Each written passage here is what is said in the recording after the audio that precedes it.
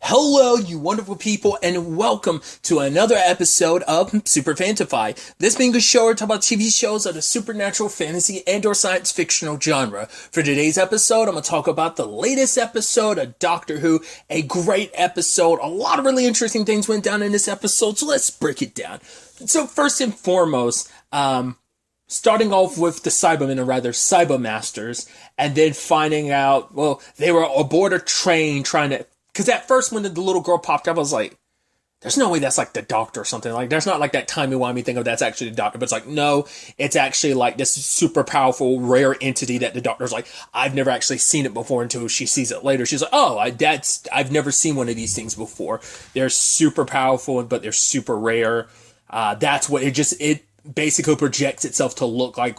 I think what you, like, it needs you to see it as just so you feel like, I guess that kind of like pull on your heartstrings so you don't feel so you feel guiltier about keeping it locked up. So it took on the form of like a little girl, but maybe it's just because it was almost like what it needs you to see, because what you need to see to feel like, I guess, more like attached to it. Because like the little girl form is what we don't know what the others saw it as, but at least the doctor at the very least, we know her and Yas saw it as a little girl. So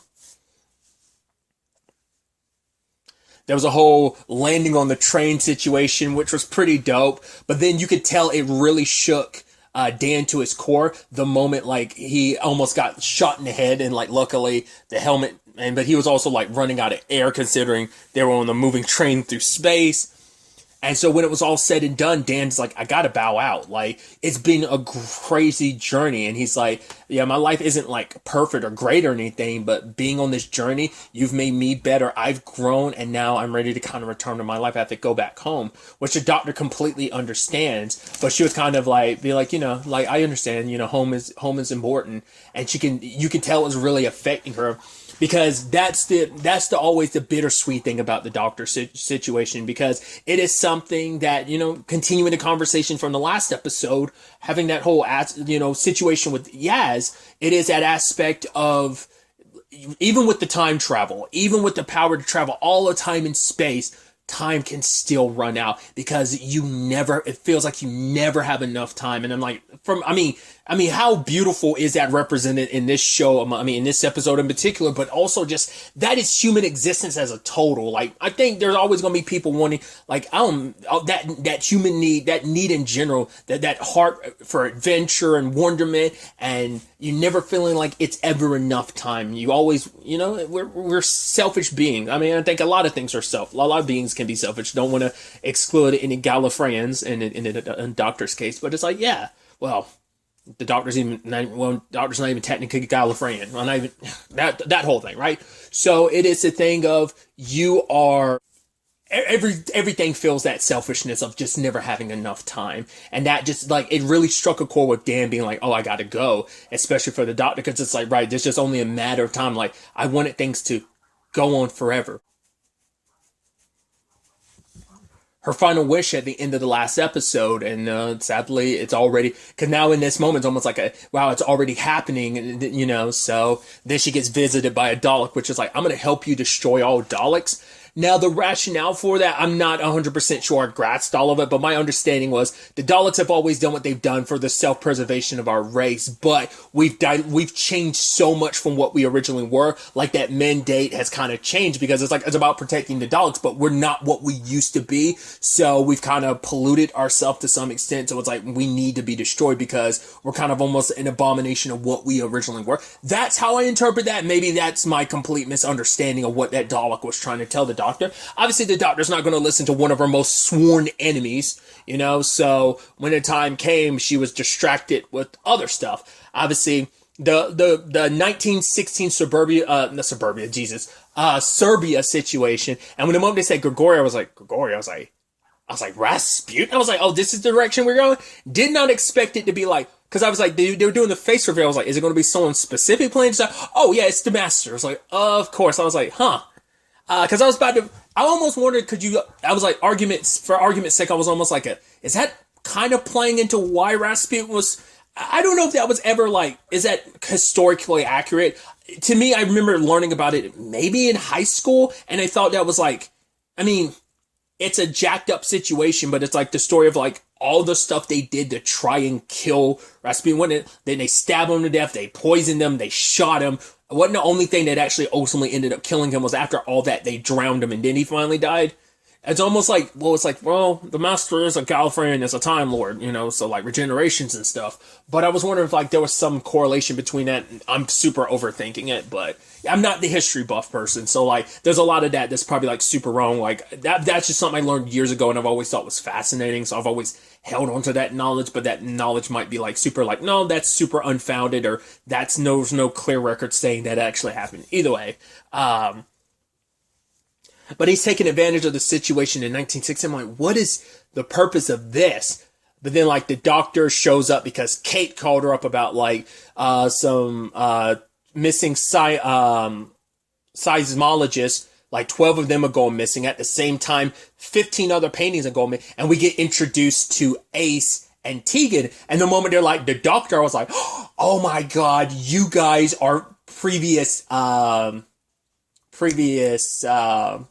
companions. I was like, wow. I was like, that's pretty neat. Because I think it's come up before, but it's like, oh yeah, I haven't seen it. Why would the doctor send me this? A Cyberman out of anything? Because it's like, oh, it's almost like a Russian doll thing. Why would the doctor send me this? We haven't seen each other in 40 years. It's like, all right, Tegan, stop gloating. Even though it's only because it's been like 30 years. So it's almost like, oh, of course you had to show me up. Be like, oh, it's been 10 extra years longer for you since you saw the doctor, So, and then the moment the doctor saw them, it is that thing of like, right, how much has changed when you leave your companion's side. It's like, right, they've gotten older, they moved on, and it's like, oh, not only are you a lady, you're also so young. And Yaz is like, oh, hi, I'm Yaz. And like, who are you guys? I'm confused. They're like, we're you just a couple decades down the road. And Yaz is almost like, huh. And you see this like sadness in the doctor's eyes because these are companions where things didn't end off always on the best foot. I mean, there was always a complicated situation separating the doctor from her companions, as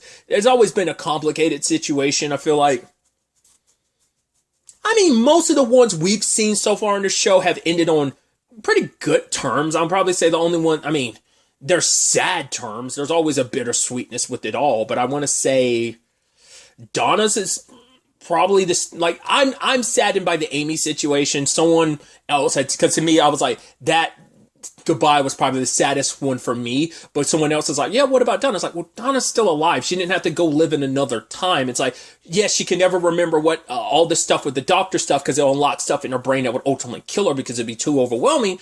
But like Amy and Rory, like, were forever separated from their family, and the fact is they had to like live in a completely different, because of the whole situations with the weeping angels, Jesus. So there's that. But so compare and contrast, not trying to go down that route, but they end up finding out the missing paintings all were pictures of not Rasputin, but the master, which even I think Tegan was like, wait, that's the master now? So it's like, right, so Tegan and Ace have both had experiences with the master, just not this particular face of the master. So, and it's like, oh, here he is being like, hey, like I'm in a place near you, so come find me. Obviously, he ended up shrinking and in the process killing all those seismologists. But this is his grand ultimate plan. I'm back with a vengeance, baby, and I'm going to kill you. This isn't just the day you die, Doctor. This is the day you no longer exist. And he's like, ooh, that kind of a conversation starter. It's a little bit awkward, isn't it, Yaz? And I love that, like, when you see how psychopathic that actor can be with the master, you're like, man, you probably, like, you can almost be like, man, there's certain roles you start flitting in your head. You're like, oh, you be a good this, you be a good that, you be a good, trying to fill him in other, like, villainous roles and, like, some superhero properties. You're like, oh, I think you make, regardless. It kind of starts entering that territory. But the Doctor's nervous because there's no one that makes the Doctor more nervous than the Master. Because it's like, yeah, this is your oldest friend. The oldest friend that also knew a truth about you. Well, the only reason why he only knew the truth is because he found, like, the information. Like, it's not like he knew from the beginning. He found that information, but he kind of lorded it over you, like, oh, I know more about you than he. And that's still something even Yaz still never, do correct me if I'm wrong, like, the Doctor still never told Yaz the truth about everything that she found out of herself. She kind of like buried that deep. She was just, trying to run from it. And once again, you can only run from things for so long. But either way, So the master's getting locked up at the unit, and apparently says some stuff about Tegan and Ace, where it's like, oh, like what about your aunt? Like your aunt, like oh, is she living? What does it say, liquid dollhouse or something like that? It's like, what was your last encounter like then? And then it's like, oh, Ace, or should I call you Dorothy? And she's like, the last time I saw you, you were part cat. And he's like, well, we all kind of have to experiment every once in a while. I'm like, what the hell was your situation like in like the older Doctor Who series? Because once again, I mean, I sometimes have a loose grasp on this iteration of Doctor Who from like it being brought back with the Ninth Doctor, Christopher Eccleston, up until now. Like, because the only series I've ever rewatched were 5 and 6 because they were my favorite. Maybe they're also my favorite because they are also the only ones I've rewatched. Either way, so like I kind of have a blind spot when it comes to my knowledge of Doctor Who to some extent, but especially I have a complete blind spot when it comes to the original run of the series. So that's why like Tegan and Ace, like that didn't mean. But for anyone that's like followed along this far, it's like, oh my god, I know who they are. Someone who's well versed in the original run of the Doctor Who, like the Doctor Who, original run of Doctor Who would probably immediately recognize them. I mean, I figured it out early on of who they were, obviously, but like, I don't have the context for their stories and their respective situations. Tegan's issue with the Doctor is like, we haven't talked in like 40 years. Ace, apparently, they had a falling out. What that was exactly, they hint to it later on. Which, jumping ahead a little bit, I do love that this goodbye for Jodie ended up being kind of a beautiful goodbye for a lot of people. You know, Tegan and Ace each knew a different doctor, and for them, it's like them getting an opportunity to say goodbye to their doctors, because each doctor is their own person, like regardless of, to some extent, they're the same person. It's like, no, they're each their own individual person. So for them all getting an instance to say goodbye was actually pretty dope and kind of clearing the air. And it's like, oh, we're good. And it's like, no, yeah, we're Ace. And I was like, that's beautiful. Because it's like, yeah, I'm sorry, like, you know, she's like, I'm sorry, like, I disappointed you, because, like, her thing was, like, about blowing stuff up. He's like, blowing stuff up is more so, like, when you kind of have no other choice. And Tegan was like, oh, you forgot all about me, but the doctor's like, I've never forgotten a single one of my companions. You've always stuck with me all these years, every single one of you. Because each doctor independently cherishes those memories, but they're all an amalgamation of who the doctor is in totality. Every piece to this larger puzzle that makes up this person. And they really get into that later with Jodie and, I was about to say, the Doctor and Yaz, but you know, Jodie and Mandip's anyway, we'll get to that. Either way, there's a whole right. So you got Cybermen running amok. You got Daleks, and it's like, wait, did the Master bring them together? It's like, there's no way he did that, right? Did he? Now this Dalek is telling me, it's giving me information that stops the Dalek race. But that ends up being a trap, not because of this Dalek, because the other Daleks accounted for this traitor of a Dalek, because the Master had swallowed like basically the combat thing that makes the Cybermen the way they are, like gives them like being able to think so many moves ahead. He's like, yeah, I've seen how this ends, and oh, for you, Yaz, it's gonna hurt. Because it's like, yeah, I gave the Doctor an opportunity to run, but it's like, right, that look in her eyes, like, she knows she should run because it's me, but she's not going to run because she cares too much for this planet, and she's not going to leave it at my mercy. So he was able to convince the Daleks and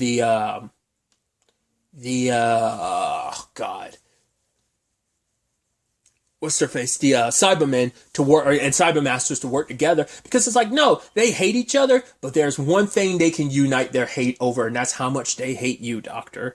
Even the fact is, when he trapped her in the casing of a Dalek, I was like, oh, it's very similar to when those Weeping Angels captured the Doctor in stone. So it was kind of very reminiscent of that.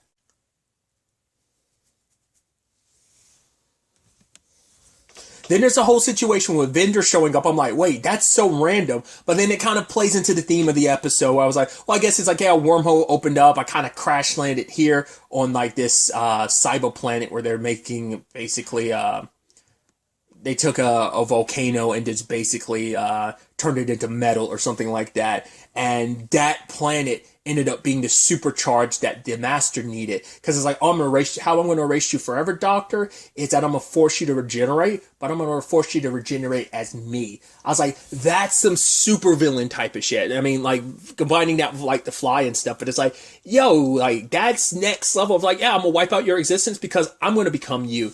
I'm the Doctor. I was like, you're a sociopath. And be like, come on, Yaz, let's go on an adventure. And it's like, come on, Yaz, you don't want me to have to hurt you, do you? And it's like, and later on gets dressed up in the outfits of like multiple doctors, especially some of the doctors we saw in this episode. Like, obviously one of the things he's wearing is like a scarf and kind of like that, kind of almost sweater vest. So it's like, yeah, wearing a whole bunch of like, previous doctor's clothing. I think specifically every doctor that we saw in this episode, I think, probably with the exception of one, he would, the master was probably wearing clothing from each, at least a one item of clothing that's very unique to each respective doctor type of situation. So I thought that was interesting. The Cyberman basically, man, Unit always gets the rough end. It's just like, yeah, a whole bunch of people die because, like, sadly, Tegan kept Cyberman close because she thought the Doctor sent it to her. It's like, no, it was the master. He, like, I knew that because it was sent by the Doctor. It's like, why would the Doctor send you anything even though she hasn't contacted you in over all these decades? It's like, yeah, I knew you'd keep it close, which puts it right. It's a Russian doll, and it opened up, and a whole bunch of Cybermen came out. So, turns into a firefight there. Ace, jumps off the top of the building, lands in the new TARDIS, and it's like, wait, you know how to pilot? And Yaz does, which I'm like, Yaz is one of the few. I feel like the only other person I know that knows how to pilot or at least did, was Donna? Maybe? Clara? I feel like they might, puts Yaz in a very unique position. Because Donna got it after kind of becoming like the Doctor herself. I mean, once again, the conversation about what happened to Donna after that. But I feel like maybe Clara learned how to, I don't remember. Like, Yaz is very, it's, even if you also include Clara in it, I feel like it's a very small club. But I want to say, like, maybe Yaz and Clara might be the only ones, like, outside of Donna's special circumstances that kind of gave her all the information and once again making her like the Doctor. She got to pilot, and it's like, oh my god, that's so cool that you actually, she's like, yeah, I never got to pilot. It's like, yeah, probably very few companions got to. So the Doctor, after the whole forced regeneration situation, she found herself at the edge. And that was an interesting conversation because they're like, right, once you go past this certain point, you can't come back. That's the end all be all. Whereas, like, this is a manifestation of your consciousness, which means, like, I wonder if that's supposed to imply, like, obviously it's like they probably got whoever they could get to, show up for the respective situation. But I'm like, curious, is that supposed to mean some of her regenerations have moved on already because they've had their closure to some extent? Or is that just supposed to be like, no, because it flipped between what 5 or 6. So I'm curious, could it be like that is the case that the other 5 or 6 or so, ended up like already moving on or what? But for her, it's like, they're like, no, it's not your time yet. You still got more to do. So the Doctor can't really do, to be fair, she can't. I was about to say she can't really do much in this situation. It's like, well, she had a failsafe. I was wondering what that whole electricity thing was. I was like, what the hell is that? It's like, oh, she's putting like a thing underneath her skin. And I love that. It's like, yeah, it's like, well, you should have told us. And it's like, ooh, this thing is sensitive and it's picking up like a raising emotion. It seems like you're annoyed with me. Should I apologize right now? And like, I love that. Like, and obviously Tegan gets one and Ace gets one, and the Doctor is leading them through this. And even Vinder is like, how's she doing that? Like, it's like, yeah, the Doctor's pretty, like, thinks pretty far ahead and stuff like that. And it's something that Yaz ended up telling the Master, where it's like, at the end of the day, the difference between you and the Doctor is the Doctor has helped so many people. The Doctor has touched so many lives that the Doctor has so many people who love her, which including Yaz. It's kind of almost like, I have to bring it back to Kingdom Hearts. It's like Sora. He's so much stronger because of the connections between his hearts. Like, every person he's met, he's become a part of their heart. He's become a part of their hearts, just like they become a part of his. The same thing in the doctor's case. Like in this instance, when the time came, like so many people, so many allies have gathered for the sake of, hey, like let's do this. Even Ace running into Graham. I love he tried a psychic paper and she's like, oh, Graham, oh, you're here. Like, you're wondering what's all with these galaxies. Like, I've not been able to figure this psychic paper out. And it's like, I was like, oh, did the doctor bring you in? Especially later on when she's like piloting the, like, oh, let's go gather some help. And I thought like, oh, you went to get Graham. It's like, oh no, she didn't. Like Graham just went on his own, like investigating and stuff. Like he's still doing his thing, which I thought was interesting. It's like, oh, how old are you? And she's like, how, no gentleman's supposed to ask a lady her age. It's like, yeah, that's a big no-no, dude. I guess, it's like, right, he's been outside of the dating world for a little bit after Grace. Did he ever start dating again after Grace? He didn't, did he? I don't think he did. I don't remember now, off the top of my head. Either way, I was almost thinking like, I wonder could something happen there? Maybe not. It is also super jacked up that the master as a doctor being like, yeah, this is my new fam, as he's, and it's like, right, the best way to end a fight between two worlds is basically get them to destroy each other. So he's like, yeah, this is my magnus opus. Like, this is going to be his ultimate, like, because his plan was to basically go around the universe, and now it's the new doctor. He was going to burn. Now, anytime the doctor's name is mentioned, it's going to be with fear, like, and terror. It's like, I want to terrorize the universe as the doctor, destroying not only did I wipe out her existence, her very legacy. Everything that the doctor always was and stood for will completely disappear, and all that will be is left is me. And it's almost, once again, twistedly poetic, considering like their connection and their ties to each other. They've always been so intertwined that there is like that complicated like dynamic that they have. So it's like you've always been envious, you love and hate the doctor, you've been envious of them, so it's like now you actually get to be them. You got the other doctor showing up, Ruth showing up to be the kind of like got those Cybermen to shoot each other. Like, oh, you didn't even bother to check if this was actually a hologram or not, So apparently you didn't give these Cybermen any brains. Because of Tegan, they were able to wipe out all the Cybermen that were in the building, as well as save Kate before they blew that sky high.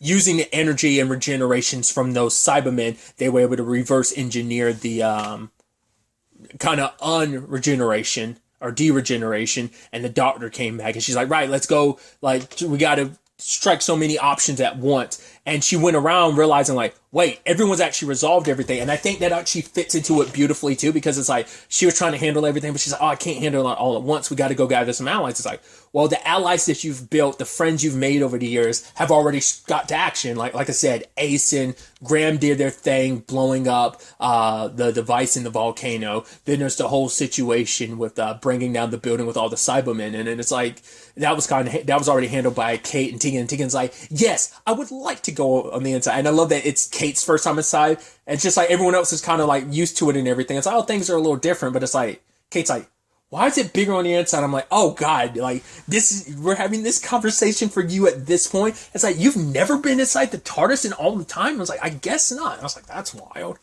But the doctor is putting on quite the performance. She ends up using the Master's TARDIS because he's already kind of made it bare, because like its core is used in the metal planet that the Cybermen were on, that the one that was supercharged to use as a way of forcing regeneration. Now combining that with the Doctor's TARDIS, Vendors also got to like take off because the wormhole's going to close, and it's like, oh, it's like, yeah, I wish your family best of luck, because it's like, right. So I love that, but it's like, yeah, like having so many friends and allies by your side, it worked out in the end. Freed the captured creature, and then the Master had to get in one last thing, because it's like, right, I don't know if it's implying like he probably had another regeneration. Probably has other regenerations in him. It's just so meaning the next time we see the master, he won't have this face potentially because he's exhausted his body putting it through all there. It could be like, no, this is the end. I don't think it is. It's like this is your greatest adversary. There's no way they're ever. It's like Batman and Joker. It just goes on forever and ever. I doubt they'd ever get rid of the master permanently. It is interesting that the master just happens to be at the end of your life on so many occasions. We know, at least my experience with Doctor Who, I know at least one. It's like the master was responsible for 4 regenerating and becoming. I said 4, Jesus. I was thinking series 4, but I meant like 10. 10 becoming 11. It's like because of the master. And one final attack went off, and the Doctor, before passing out, is surrounded by all the people, these people to care about. It's like, Ryan's in Patagonia, so he couldn't be here. I think it's because it was such a last-minute thing, probably got who they could get. But I still thought that was kind of nice. And in that moment, it's like, she wakes up and, everything was resolved, but the regeneration started to kick in. And then I start thinking about it. I'm like, the Doctor hasn't all... Because I know one wasn't alone when he regenerated. God, I keep saying 1. I said 1 like I meant as series 1, but like 9 wasn't alone.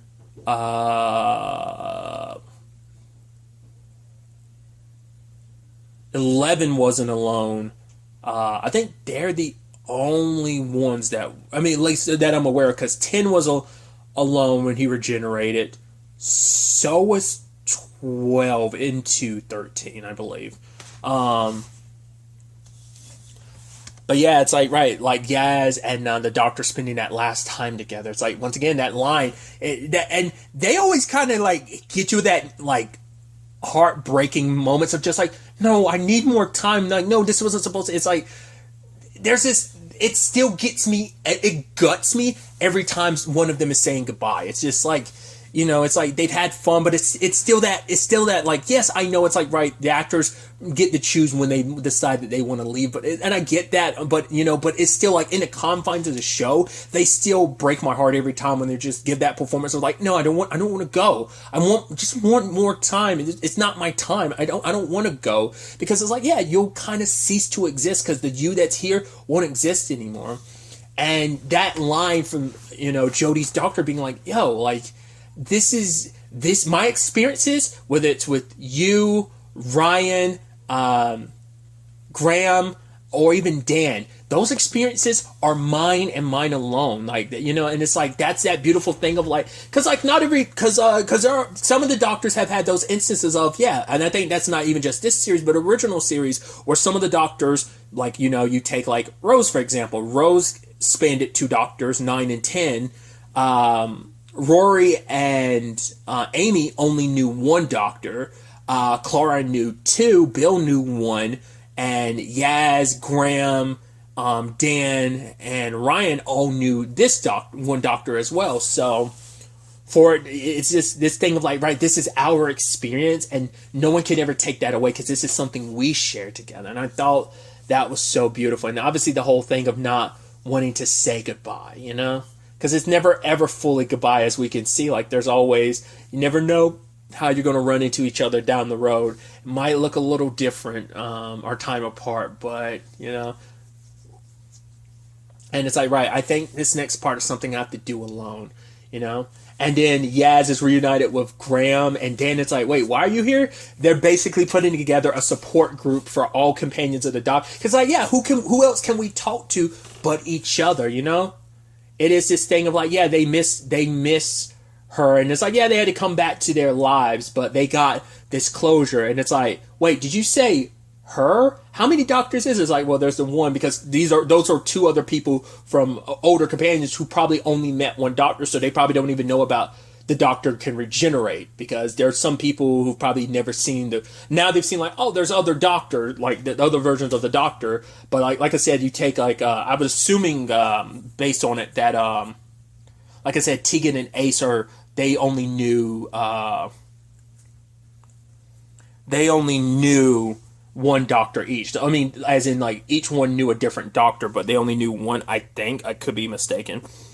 But the way that conversations went down with their respective doctors makes it seem like that is the case. So it's like, yeah, because some companions have had that. So it's kind of a nice thing to know. Like, eventually, I'd like to believe the other companions, whether it be like our Martha or even well, it's like Clara and Bill. I don't think that's possible, So, but obviously, like Ryan could eventually join that. Just any other companions that are still out there, just like, oh, we can get together and have a community of people, But it's also this beautiful thing of, once again, the amount of people that have touched the Doctor's heart and the Doctor has done in return. And it is this thing of like, right, I wish I could see I want to see comes next. Doctor, whoever you are next, tag, you're it. And I was like, oh, I'm getting choked up thinking about it, and just like, yeah. And then we get that twist at the end where 10 came back, and you're like, wait, what? Because I know, oh God, it's Russell Davis, right? Is it Russell T. Davis or Davies? The show he was the showrunner during series 1 through 4, right? So I think he's coming back to Doctor Who. I think was kind of the what was kind of already known. So it feels very befitting that the Doctor that you spent the most time with when you were show running at the time, or did he didn't go? I was about to say, because I was like, no, because 11 was like Moffat, because Stephen Moffat took over at that point in time, I believe, if I remember correctly. Either way, so it's like, wait, how did that happen? Because even the Doctor's like, wait, what? How do you regenerate backwards? Because it's not even like you regenerated once backward. That was your face 3 regenerations ago. So how did you do that? Like, does this count as 14, or was this just kind of like wait, what? Is that just going to be a special thing? Like, that's going to stay for a little while just for a special, and then we get... Because the next Doctor has already been cast, I believe. If it's who I don't remember the actor's name off the top of my head, but it's the actor from Sex Education, which that's a show I need. Like, I've seen one episode and I really liked it. I just never circled back to it. I need to, but I know that's like one of the main things that actor's known for. Because I think they also might be one of the younger. Because I want to say they're about the same age Matt Smith was when he was cast. Because I think this actor's 29 now. Matt Smith was 29 when he was cast as Doctor. Cast as 11. So. I just thought that was kind of interesting. It's like, okay, so what does that mean? I have no idea. Okay, so after some quick Googling, the actor who is going to be the next Doctor, I guess 15, is Ncuti Gatwa. I'm hoping I'm not butchering his name. I'm so sorry if I am.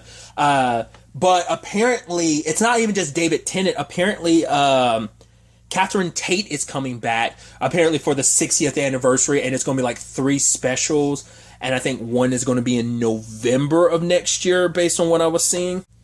Now, whether all 3 are going to appear, pop up in November, or whether it's just going to be like spread out over I don't know how that's, because it could be like the Flux situation, because that was like multiple parts like spread out, so it could be like spread out over like November, and then like maybe ending before Christmas or something, like ending with like a Christmas special or something like that. It could be like the 3rd special. I'm just curious what that can mean. I mean, especially considering all the talk I just had about Donna and everything, so I'm like, so we're going to tiptoe in that direction. That's going to be dangerous, considering, once again, if she remembers any of this, But also it kind of plays into that notion of like, right, there is no like full goodbyes. There's always going to be like that hello again at some point down the road, maybe in the form of a familiar face, maybe not, so. But like I'm curious, like, because I think I was under the, I knew this was, Jodie's exit. Also, Chris Chibnall would be stepping away from the show afterwards, but I didn't realize it was going to also be Mandip Gill as well.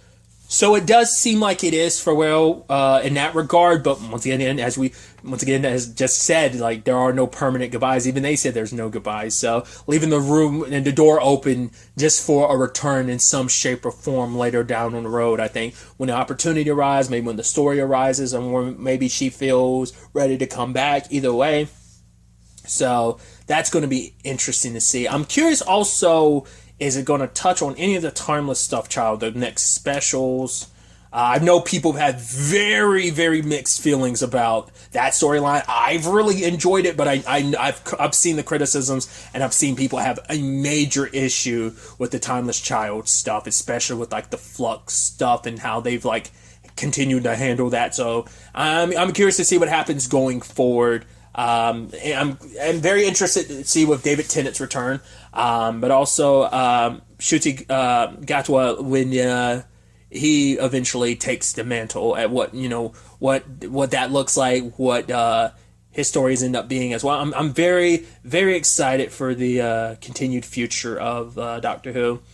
I know people have had, once again, very mixed feelings about I know people have been very vocal about how they felt about the Jodie Whittaker seasons. I've really enjoyed them, but I know it's been very, like, not as positive received as some seasons. But either way, I've thoroughly enjoyed every step of this way, and this is I'm just another chapter in this ever-going odyssey that is Doctor Who, and I've enjoyed every step of the way. So thank you to Jodie Whittaker and to everyone who's been a part of the journey alongside of her. Mandip Gill, Bradley Walsh, Tosin Cole, or John Bishop. It's been one hell of a ride, and I don't know, just thank you, Jodie Whittaker. I don't know how many people are going to say that. I've thoroughly enjoyed your Doctor because, once again, team, gang, fam. Like, that's just something the first time I heard that, I latched onto it so hard. So, thank you, Jodie, and I appreciate you being a part of this franchise, in this series. And I will miss you in this role, but I'm excited to see, what the future holds for you. And the others going forward in your future endeavors, but also, like I said, what future awaits Doctor Who going forward. But yeah, that's kind of enough of me being sentimental and stuff. Got to end this recording. But really, that's all I wanted to talk about. So next time we meet, be happy, be safe, live life to the fullest, and enjoy it. Good day, and goodbye.